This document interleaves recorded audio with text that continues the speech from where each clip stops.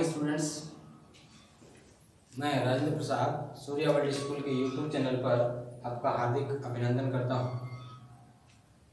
आज मैं आपके लिए लेके आया हूं कक्षा 12 का चैप्टर है 6th संततता तथा अवकलनीयता, कंटिन्यूटी एंड डिफरेंशियबिलिटी।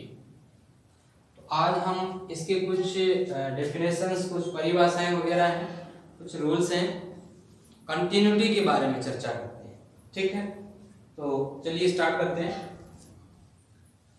पहले सातत्यता की कोशी परिभाषा। ये कोशी परिभाषा है, गणितज्ञ था जिसने ये परिभाषा दी थी। इसके अकॉर्डिंग क्या है, देखिए, कोई फलन f(x) इसके प्रांत d के किसी बिंदु a पर, कोई भी फलन f(x) है वो उसके प्रांत d के किसी भी बिंदु, कोई बिंदु मान लिया a, तो उस बिंदु a पर संतत कहलाएगा। कब?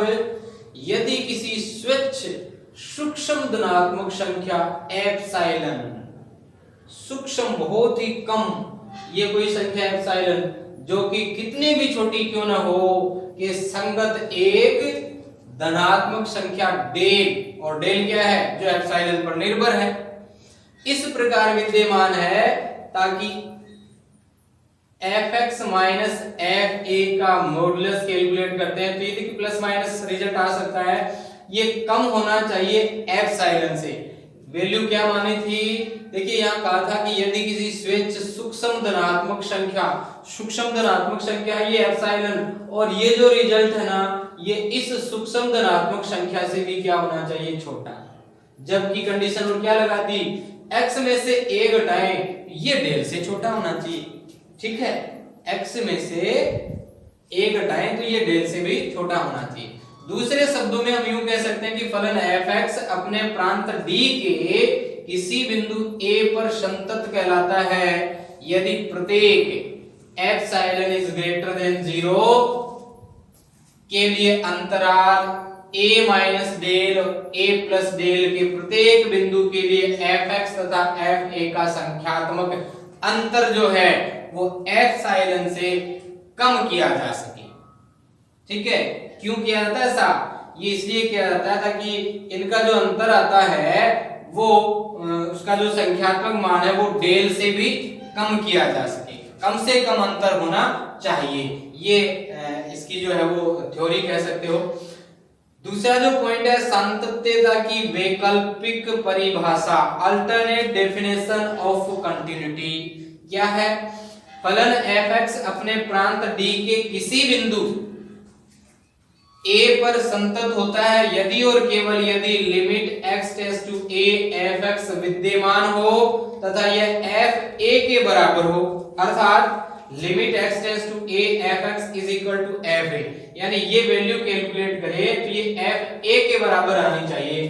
ठीक है, या फिर limit x tends to a plus f(x) बराबर limit x tends to a minus f(x), या फिर ये किसके बराबर है, fa के, या फिर इसे किस प्रकार से प्लस और माइनस का झंझट खत्म किया जाए, fa प्लस 0 fa माइनस 0, ये fa के, ये fa प्लस 0 fa माइनस 0, इनको हम क्या कहेंगे, ये तो लेफ्ट हैंड लिमिट कहलाती है और ये राइट हैंड लिमिट कहलाती है। ठीक है, या फिर यूं कह दिया जाए लिमिट h टेंड्स टू 0 और ये a प्लस 0 था, इसकी बजाय क्या लिख दिया जाए, a प्लस h। तो देखिए h टेंड्स टू 0 कर लिया, लिमिट रखने पर यही चीज आएगी। ठीक है, f a प्लस 0 और f a माइनस 0 यहाँ जाए, limit h tends to 0 f a minus h। ठीक है, बराबर f a।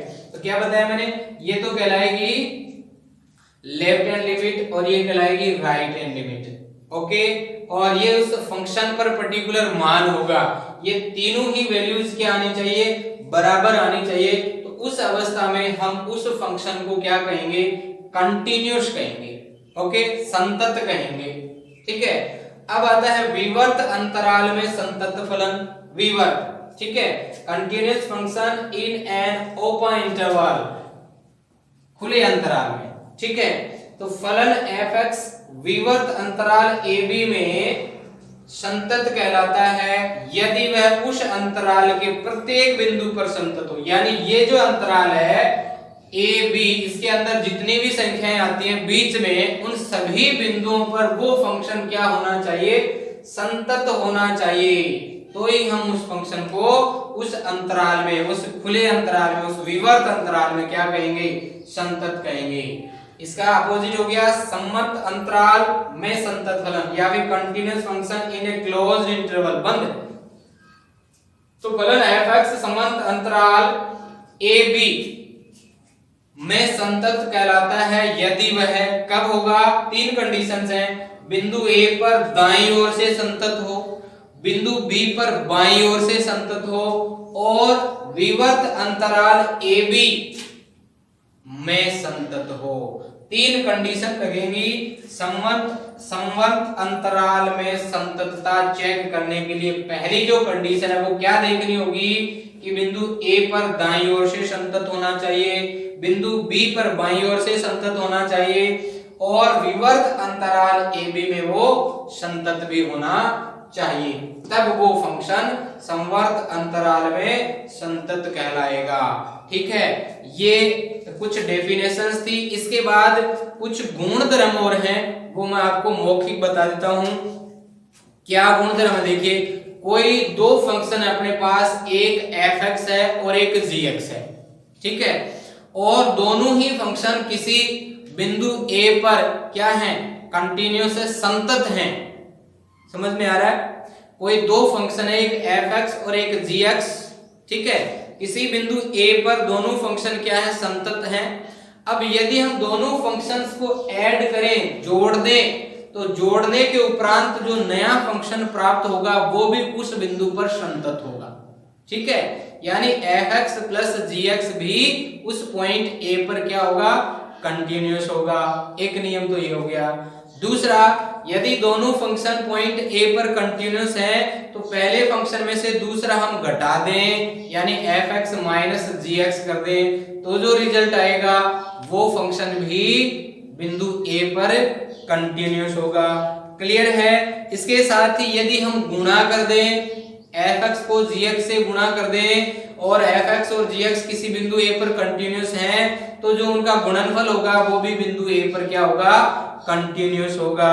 इसी प्रकार से यदि किसी फंक्शन को आप किसी कांस्टेंट नंबर c से मल्टीप्लाई कर देते हैं तो जो रिजल्ट आएगा वो भी उस बिंदु x बराबर a पर क्या होगा, कंटिन्यूअस होगा। डिवाइड कर दें, f(x) बराबर g(x) कर दें, जबकि f(x) और g(x) क्या है, दो कंटिन्यूअस फंक्शन है, तो जो उनका रिजल्टिंग फंक्शन आएगा वो भी बिंदु a पर कंटिन्यूअस होगा। कब तक, जब तक कि g(x) का मान 0 नहीं हो जाए। ये इसमें एक बाउंडेशन लग जाता है, यदि g(x) का मान 0 हो जाएगा कहीं तो फिर हम नहीं कह सकते कि वो कंटिन्यूअस होगा या फिर नहीं होगा। क्लियर है।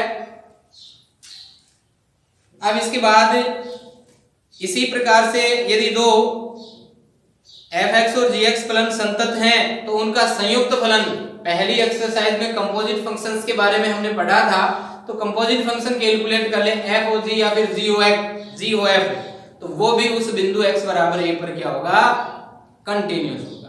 तो ये थे इसके गुणधर्म। ठीक है, अब इसके बाद हम कुछ क्वेश्चंस पे चर्चा करेंगे और डिफरेंशिएबिलिटी, अवकलनीयता पर भी चर्चा करेंगे। तो ये चीजें हम पढ़ेंगे आगे आने वाले वीडियो में। ठीक है, तो वो वीडियो आपका मिस ना हो, इसके लिए आपको क्या करना है, अपने वीडियो को लाइक और शेयर करना है तथा अपने चैनल को जरूर सब्सक्राइब कर लेना है, ताकि आगे आने वाले वीडियोस के नोटिफिकेशन आपको मिलते रहे। कंजूसी नहीं करनी है, यहाँ लाल सा निशान है, सब्सक्राइब प्रेस जरूर कर लेंगे। धन्यवाद।